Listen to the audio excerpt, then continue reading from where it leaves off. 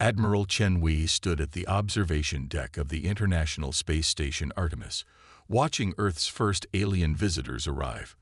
The Federation diplomatic vessel emerged from slip space like liquid mercury, its bioorganic hull reflecting the sun's rays in mesmerizing patterns. After centuries of wondering, humanity finally had its answer. We were not alone. "They're earlier than expected," Lieutenant Rodriguez noted, checking her tablet. "The diplomatic team is still en route from Geneva." Chen nodded, her expression neutral despite the historic moment unfolding before them. 20 years of leading Earth's Space Force had taught her to maintain composure, even when face-to-face with the extraordinary. Let them wait. First impressions matter. The Federation ship, nearly 3 kilometers in length, came to a stop 500 kilometers from the station. Its presence drew stark contrast to humanity's more utilitarian space vessels, all straight lines and practical engineering compared to the aliens' artistic approach to spacecraft design. Within hours, the first meeting between humanity and the Galactic Federation began. The Federation delegation, led by High Commissioner Zextal of the Arxer species, seemed more confused than impressed by Earth's representatives. Their compound eyes studied the humans with what appeared to be disappointment. "Your species has achieved faster-than-light travel, mastered fusion power, and even begun terraforming Mars," Zextal chittered, mandibles clicking in what translators indicated was mild disdain. "Yet you maintain only a defensive fleet. No warships, no conquest forces." Dr. Sarah Chen, Earth's chief diplomat, and no relation to the Admiral, smiled politely. "We found that cooperation yields better results than conquest, High Commissioner. Our resources are dedicated to exploration and scientific advancement." The Federation delegates exchanged glances that needed no translation. They were unimpressed. Admiral Chen kept her peace, but her jaw tightened imperceptibly. She'd seen that look before, from those who mistook patience for weakness. The following months brought a parade of Federation species to Earth, each more martial than the last.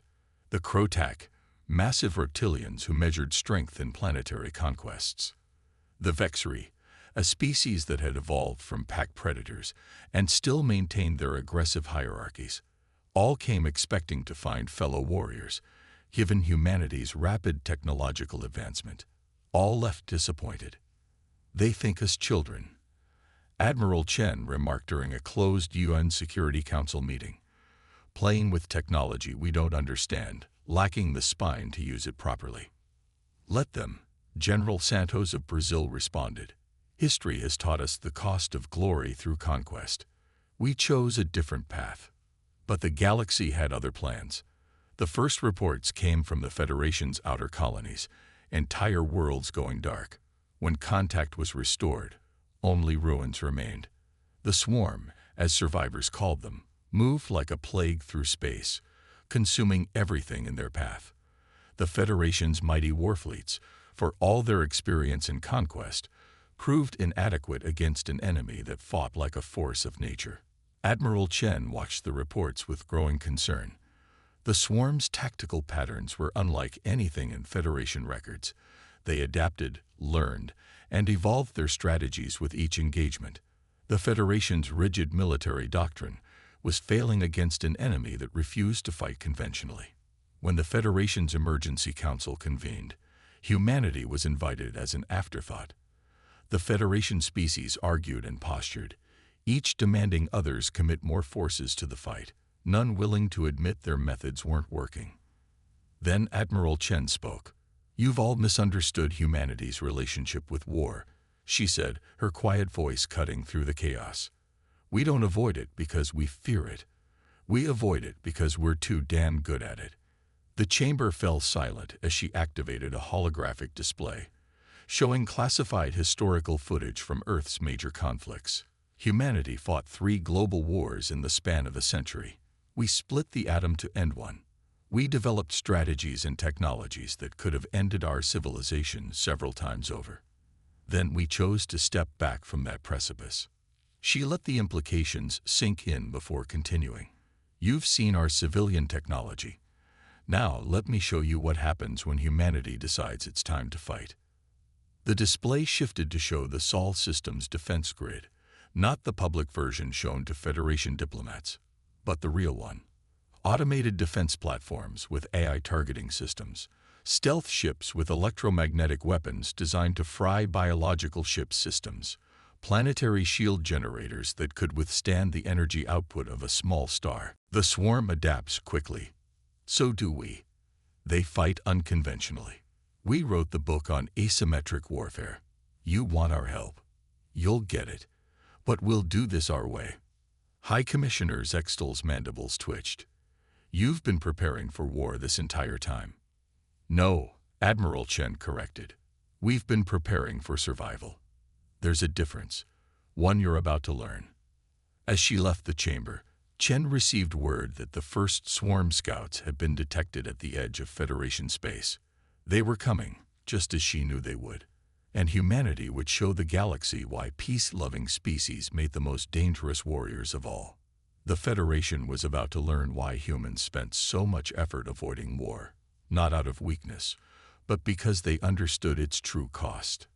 And now, with the swarm approaching, they would demonstrate why that understanding made them the deadliest species of all. The swarm's first major assault on Federation space demonstrated why traditional military doctrine had failed. Above the crystalline world of Helios Prime, the Federation's finest warships, each a city-sized monument to martial pride, burned like paper in a furnace. Conventional tactics are useless. Fleet Commander Vexor snarled, watching another dreadnought disappear in a flash of nuclear fire. They adapt to everything we throw at them. The swarm vessels, if they could even be called that, resembled massive dark crystals that absorbed energy weapons and shrugged off kinetic impacts. They fought with perfect coordination, as if guided by a single mind. But it was their ability to analyze and counter Federation tactics mid-battle that proved most devastating. Earth's response team arrived 3 days later. Instead of the massive war fleets the Federation expected, humanity sent 3 ships. Just 3. The largest, the ESS Normandy, was barely a quarter the size of a Federation dreadnought. This is an insult, Vexora raged during the Joint Command meeting. The swarm destroyed 30 of our capital ships, and Earth sends a patrol group. Captain Sarah Mitchell of the Normandy allowed herself a small smile. Quality over quantity, Commander. We've analyzed the swarm's attack patterns. They're not just coordinated, they're networked. A hive mind. She gestured to the tactical display, highlighting the crystalline structures of the swarm ships. Their greatest strength is also their weakness. They adapt quickly because they share information instantly. But networks can be hacked, signals can be jammed, and hive minds can be confused. The human battle plan was unlike anything the Federation had seen. The 3 Earth ships carried no traditional weapons. Instead, they were packed with electronic warfare suites, quantum communication scramblers, and artificial intelligence systems designed to infiltrate and disrupt enemy networks. We're not here to outfight them, Mitchell explained. We're here to break them. The next swarm attack came within hours. This time, however, things went differently. As the crystal ships approached Helios Prime, the human vessels activated their electronic warfare systems. The effect was immediate and devastating. The swarm ships began to move erratically, their perfect coordination shattered. Some fired on their own allies, while others simply drifted in space, their control systems overwhelmed by conflicting signals. Now, Mitchell's order cracked across the command channel. Federation ships, positioned according to the human battle plan, struck from multiple vectors. Their weapons, previously ineffective, now found purchase against confused and isolated targets. Impossible, Vexora whispered, watching the swarm fleet tear itself apart. We fought them for months. You fought them like it was a war, Mitchell replied. We fought them like it was a system crash. The battle for Helios Prime marked a turning point, but it also revealed something that disturbed the Federation deeply. Humanity's weapons and tactics showed signs of long preparation, not just for the swarm, but for any conflict with biological or technological entities. Your species claimed to be peaceful, High Commissioner Zextol accused during the post-battle conference. Yet you possessed exactly the right tools for this fight. Admiral Chen, who had arrived to oversee the expanded human deployment, met his gaze steadily.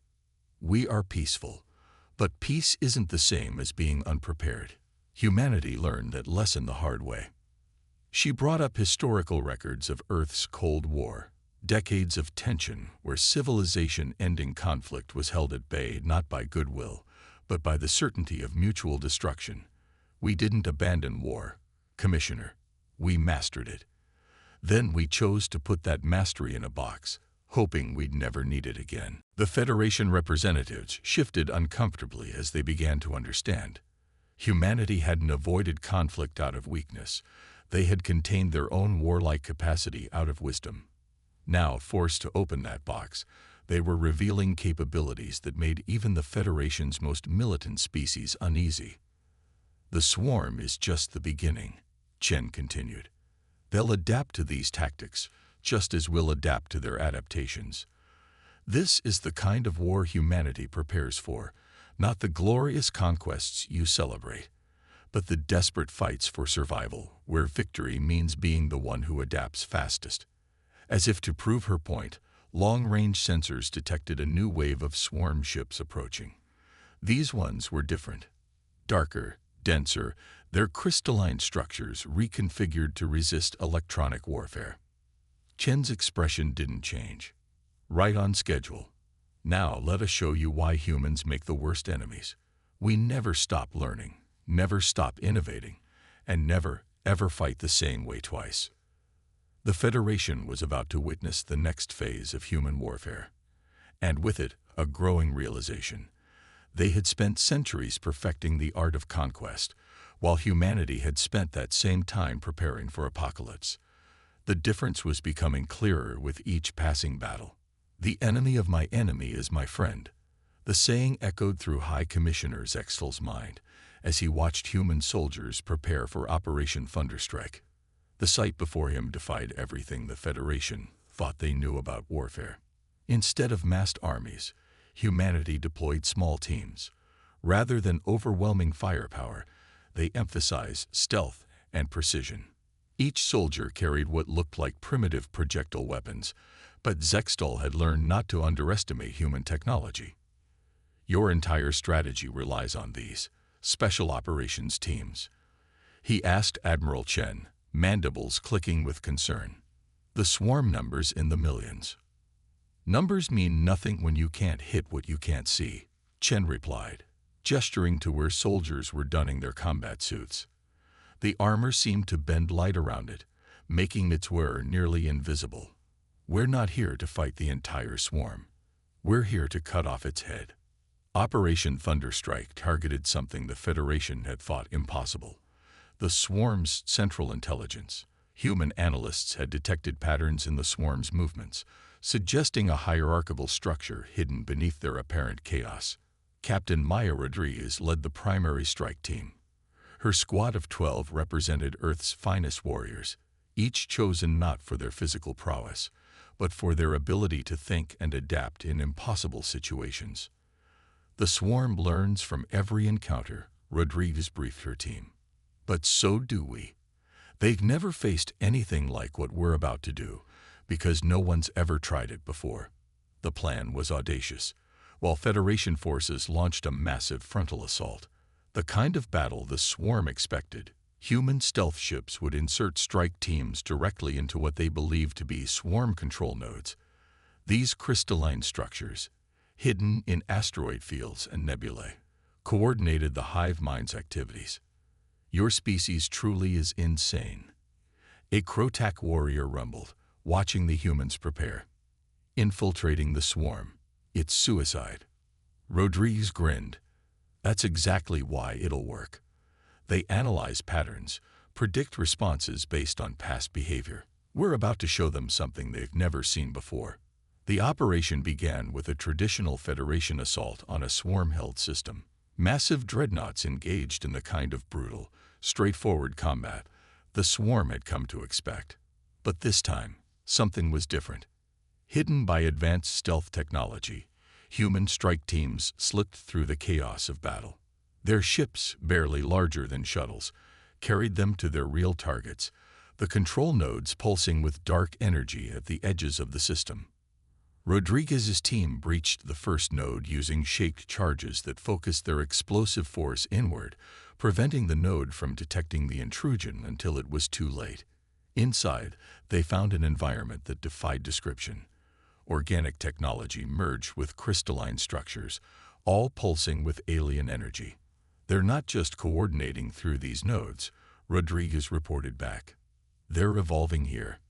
Each node is like a laboratory, testing new adaptations. The human teams carried a weapon the Federation would have never conceived, a virus, but not a biological or computer one. It was a hybrid, designed to infect both the organic and technological components of the swarm systems. It wouldn't destroy them outright. That would be too obvious.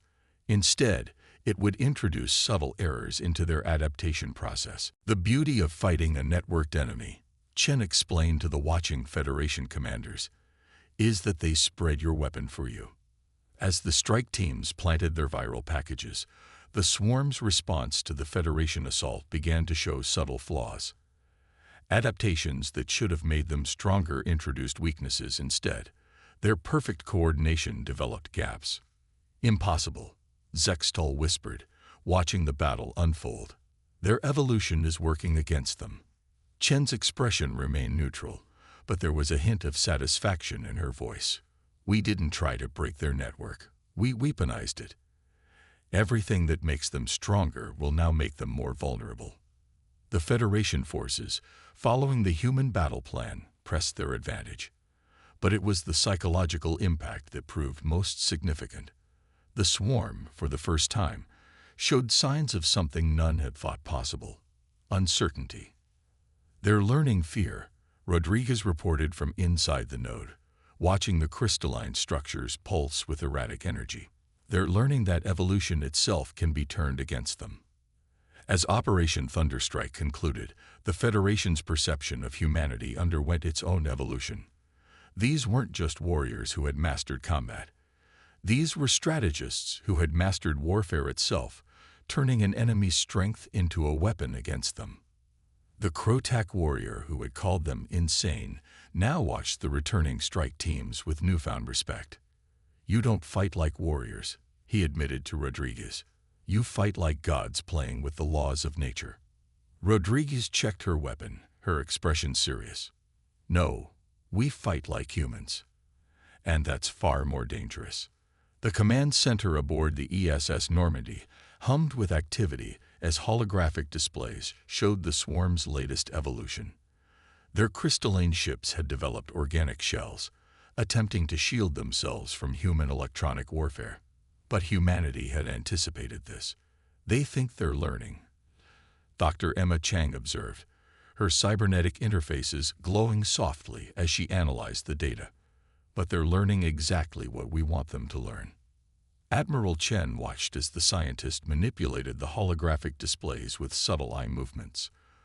The Federation representatives present shifted uncomfortably. Human integration with technology was yet another reminder of how differently their species approached advancement. Explain, High Commissioner Zextal demanded.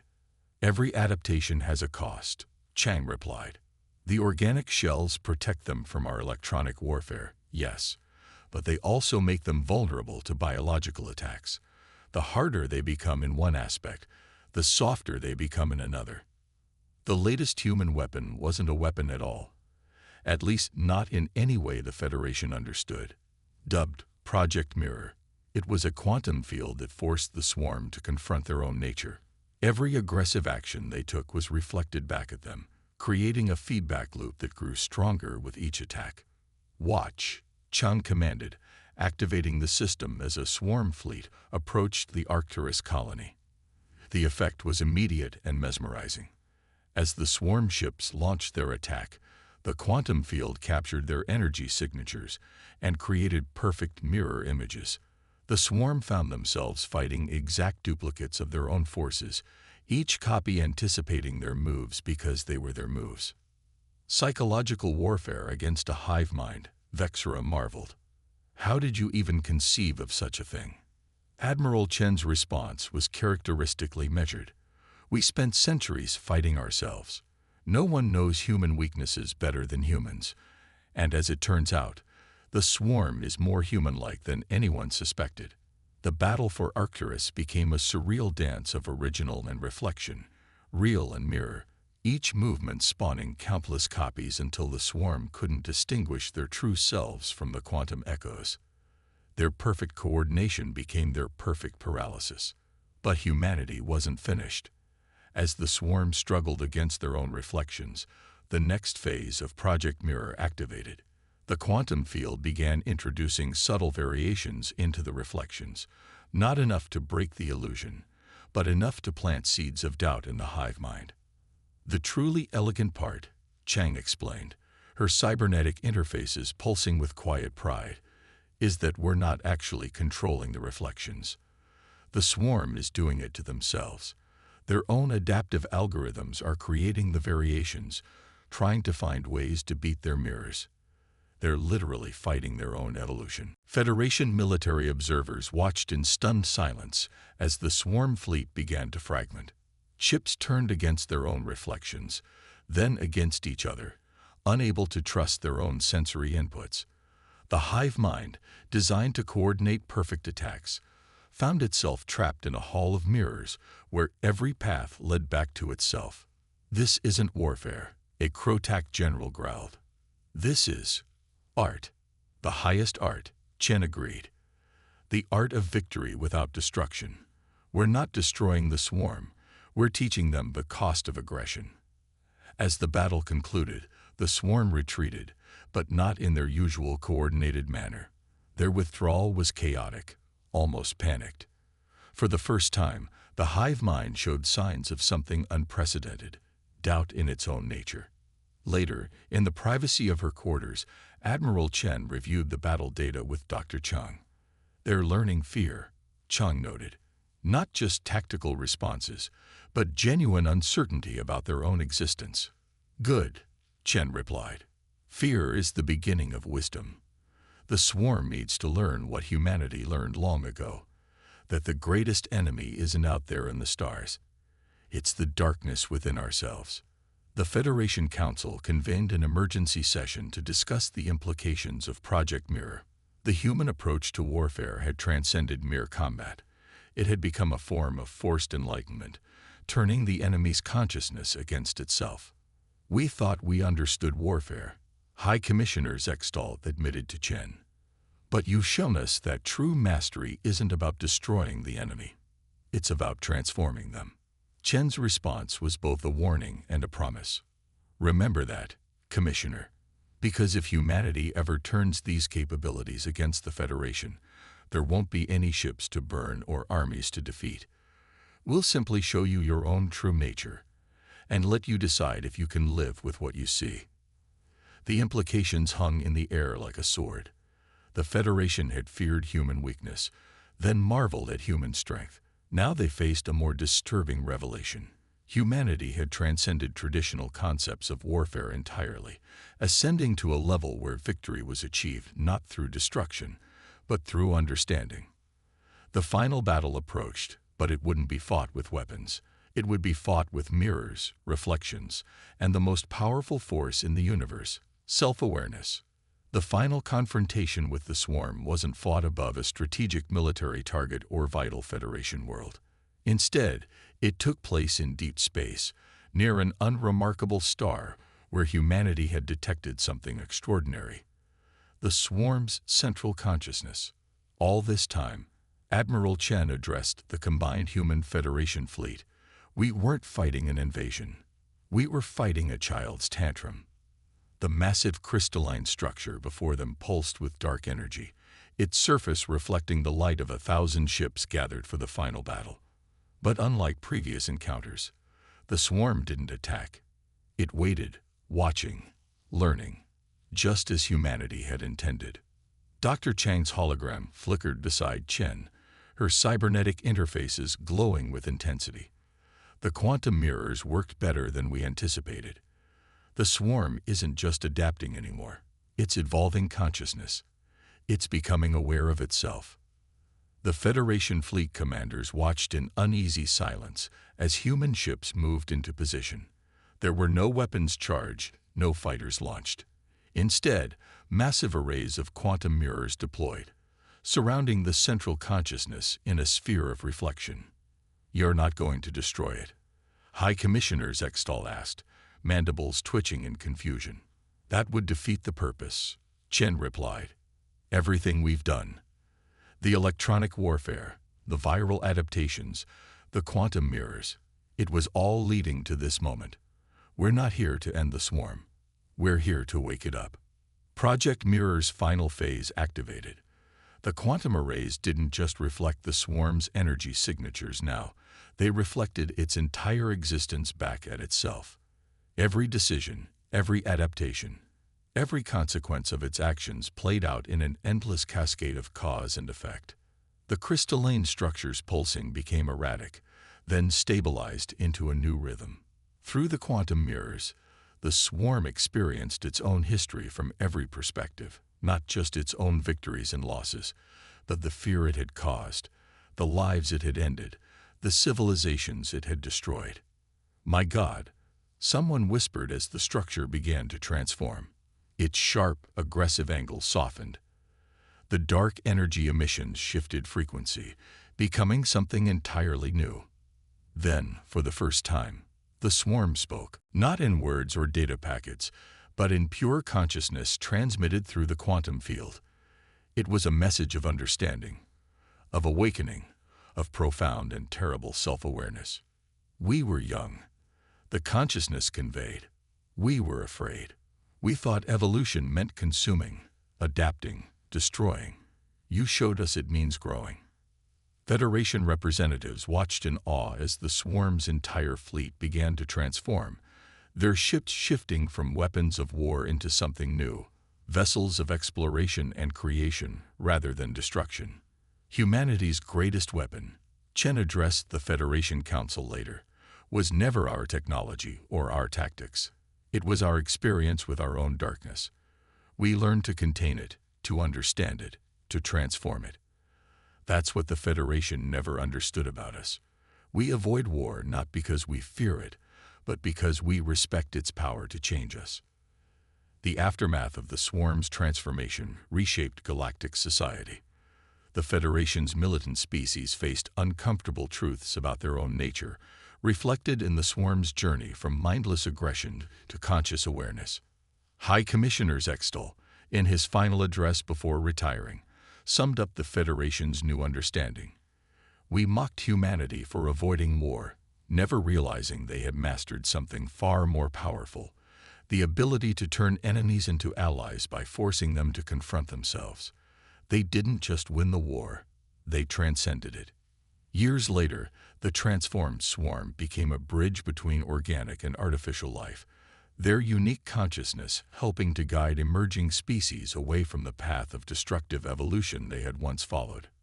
Admiral Chen, watching new ships launch from Earth's shipyards, now built for exploration rather than combat, reflected on humanity's journey.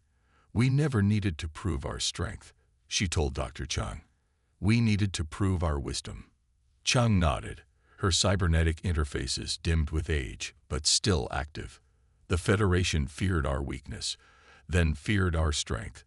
Now they understand what they should have feared all along. Our capacity to change not just ourselves, but the very nature of conflict itself. As the sun set on Earth's horizon, ships of all species, Federation, human, and the transformed swarm, moved through space in peaceful cooperation. They were no longer divided by their capacity for war, but united by their potential for growth. The galaxy had learned what humanity knew all along, that true power lies not in the ability to destroy, but in the wisdom to transform destruction into creation, fear into understanding, and enemies into allies. The stars shone brighter that night, witnesses to a new era where the art of war had become the art of peace, and humanity's greatest victory was teaching the galaxy a better way to evolve.